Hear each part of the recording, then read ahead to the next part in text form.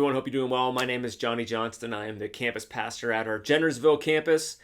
Sporting my new 56ers shirt. If you haven't heard about our new 56ers ministry, it's really exciting for 5th and 6th graders at both campuses. And I'm particularly excited because my oldest son is going into 5th grade and is already enjoying what's going on with our 56ers ministry. But this is not what that's about. This is actually a segment we've been working on called If I Had More Time, because we always end up cutting stuff out of our sermons because we just don't have enough time to get to them, or sometimes something really interesting doesn't fit with the direction or the topic that we're going in that week. And so this past week we looked at Matthew 16 verses 13 through 20, where Jesus asks the disciples, "Who do you say I am?" And Peter steps up and speaks on behalf of the disciples, as he often does. And in all the readings that I was doing, particularly, and there's commentary by a guy named Douglas Sean O'Donnell, another one by R.T. France, where it really kind of dove into this particular image that we get of Peter when we think of Saint Peter, right? That he's kind of at the pearly gates, letting people into heaven or keeping people out. And they both said, well, this is a very false image. You know, what this passage has to do whenever Jesus gives Peter this new identity is it actually has to do with his role in the ecclesia, which is the church, the people of God.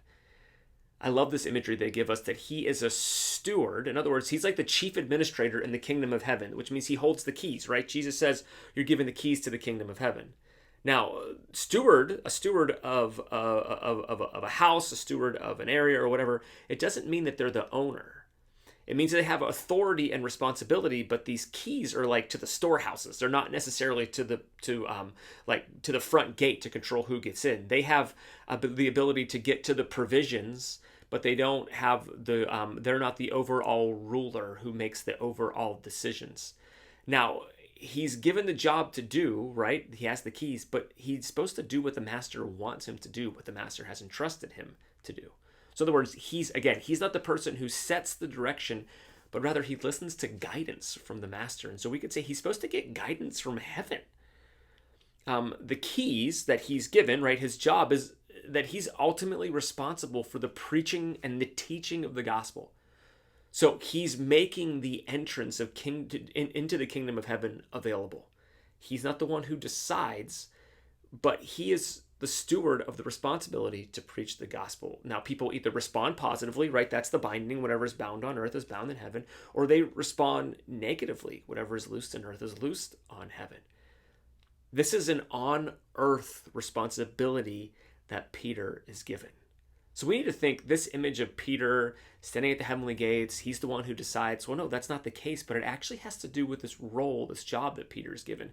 And we as individuals, we don't have the same job that Peter is given, but as the people of God, we do have a responsibility to preach the gospel, the good news of Jesus, that there is eternal life available to anyone who trusts and believes in Jesus. Now, it doesn't mean you have it all figured out, right? One of the things I said yesterday was that in the passage right after this, Peter tries to tell Jesus what to do, and then Jesus says, "Get behind me, Satan."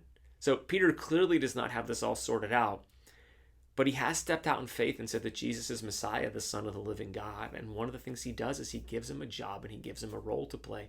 And a major portion of that is to proclaim the good news to those around him. So I would just say this as a sign of encouragement to you, as a note of encouragement. You have a role to play.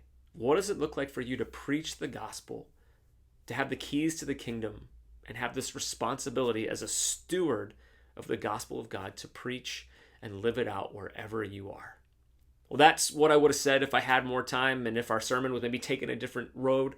If you want to see what we actually talked about this last weekend, head over to Facebook, head over to YouTube, and look at our teaching for August 1st. But we're so excited that you're able to track with us through what's going on in our series, Great Question, what Jesus really wants to know.